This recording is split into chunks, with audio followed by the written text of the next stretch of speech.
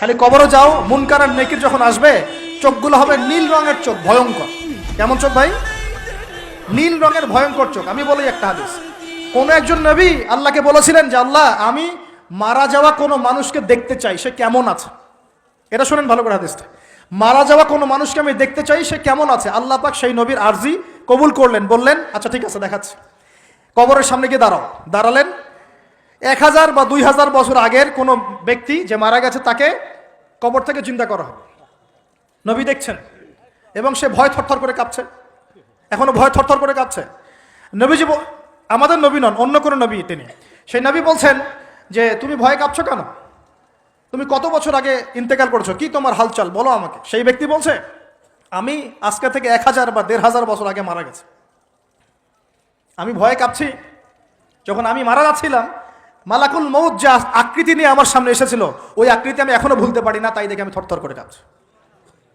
তিনি বলছেন যে আমি 1500 বছর হয়ে গেছে আমার মউতের, কিন্তু আমার দেহ থেকে এখন পর্যন্ত রূহ কবজ করার যে কষ্ট, এই কষ্ট এখনো যায় নাই। আর এই সব দুর্নীতি করে আর অন্যায় করে মানুষের সম্পদ আত্মসাৎ করে অন্যের উপর অত্যাচার করে আমরা ভাবছি যে আমরা কালকে আমাদের মাঠে পার পেয়ে যাবো। খালি কবরও যাও, তারপর বুঝবো। আল্লাহ রাব্বুল আলামিন আমাদের সবাইকে হৃদয়ের চোখটা খোলার তৌফিক দান করুন, হৃদয়ের কান দিয়ে কথাগুলো শোনার তৌফিক দান করুন, এবং আমাদের সবার কলব, মৃত কলব জীবিত করার তৌফিক আল্লাহ দান করুন। এই মাপে কম দেয় একটা পাপ যে বললাম সুদ, একটা বলেছি যে জেনা, একটা ব্যভিচার, আমানতের খেয়ানত, হ্যাঁ, তারপরে যার যোগ্যতাহীন ব্যক্তিকে যখন আপনি দায়িত্ব দিবেন, যখন মানুষ স্ত্রীর আঁচল ধরে বসে থাকবে, মায়ের সাথে খারাপ ব্যবহার করবে, বাবাকে দূরে ঠেলে দিবে, বন্ধু বান্ধবদের কাছে নিয়ে আসবে, যখন মসজিদগুলো হট্টগোল হবে, শোরগোল হবে, মসজিদ চাকচিক্যময় হবে, হেদায়েত উঠে যাবে, যখন দেখবেন সময় সংক্ষিপ্ত হয়ে আসছে, যখন দেখবেন যে জহরতুল কায়নাত, গান বাজনা বাদ্যযন্ত্রের সাথে সম্পৃক্ত যারা আছে, এই যে নর্তকী, এদের সংখ্যা বাড়তে থাকবে। ইউজাফু আলা রুউসিহিম বিল মাআজিফ, মানুষের কানের পাশে বাদ্যযন্ত্র বাজবে। মানুষ যখন এই যে মদকে হালাল মনে করবে, শুরিবাতিল খমর, মদ যখন মানুষ খাওয়া শুরু করবে, জেনাকে হালাল মনে করা শুরু করবে, হ্যাঁ, যখন মানুষ আত্মীয়তার সম্পর্ক নষ্ট করা শুরু করবে, এই যে যত রকম পাপ আপনি দেখছেন যা আমাদের এই সমাজগুলোতে চলছে, এগুলো যখন চলতে থাকবে, তখন আল্লাহর পক্ষ থেকে এই যে আসমানি গজব, জমিনের বালা, এই ভূমিকম্প বলেন, জালজালা, মহামারী, হ্যাঁ, আপোষের মারামারি, হত্যা, রাহাজানি, এই যে আপনার আর কি বলবো, আর কি আছে, এই যে আকৃতি বিকৃত হওয়া, ভূমি ধসে যাওয়া, আসমানের গজব, মহাপ্লাবন, জলোচ্ছ্বাস, বন্যা ইত্যাদি, যে পাপগুলোতে আল্লাহ পাক বিভিন্ন জাতিকে ধ্বংস করেছেন, এই সমস্ত আযাব আল্লাহর পক্ষ থেকে একটা একটা করে আসতে থাকবে, একটা একটা করে। স্পেশালি 4-5টা। একটা হচ্ছে রিহুন হামরা, গরম বাতাসের আযাব আসবে, গরম বাতাস আসতে থাকবে, গরম, এমন গরম বাতাস আসবে যে বাতাসে জনগণের বেঁচে থাকা অতিষ্ঠ হয়ে যাবে মানুষ। 2 নম্বর আসবে জালজালা, এমন ভূমিকম্প, সানাওয়াতু জালাজিল, ভূমিকম্পের বছরগুলো, একটা দুইটা না, বছরগুলো একটার পর একটা আসতে থাকবে। আর কি আসবে?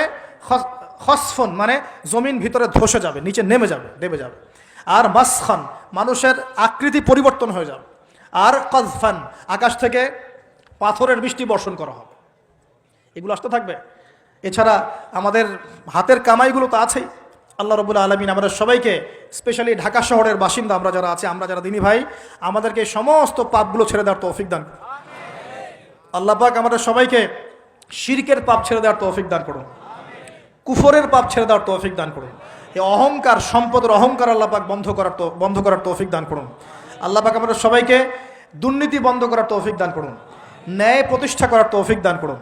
আল্লাহ রাব্বুল আলামিন আমাদের সবাইকে, স্পেশালি যুবক যুবতী যারা আছে, সবাইকে জেনা ছেড়ে দেওয়ার তৌফিক দান করুন, পবিত্র চরিত্রকে পবিত্র রাখার তৌফিক দান করুন, এই পর্নোগ্রাফি থেকে দূরে থাকার তৌফিক দান করুন। আল্লাহ পাক এই যুব সমাজকে মাদক থেকে দূরে থাকার তৌফিক দান করুন।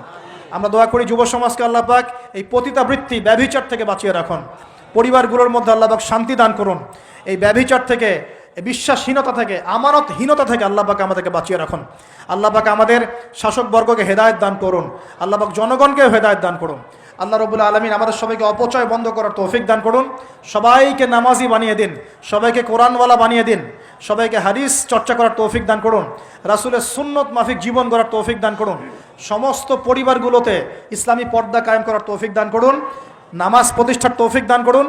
পরিবারগুলোর মধ্যে হালাল রিজিকের ব্যবস্থা আল্লাহ করে দিন। এবং সর্বোপরি আসন্ন রমজান যেটা আসছে, এই রমজানে আমরা যেন আমাদের গুনাহগুলোকে মাফ করিয়ে নিতে পারি। আল্লাহ পাক সেই তৌফিক আমাদের সবাইকে এনায়েত করুন, বলি আমিন।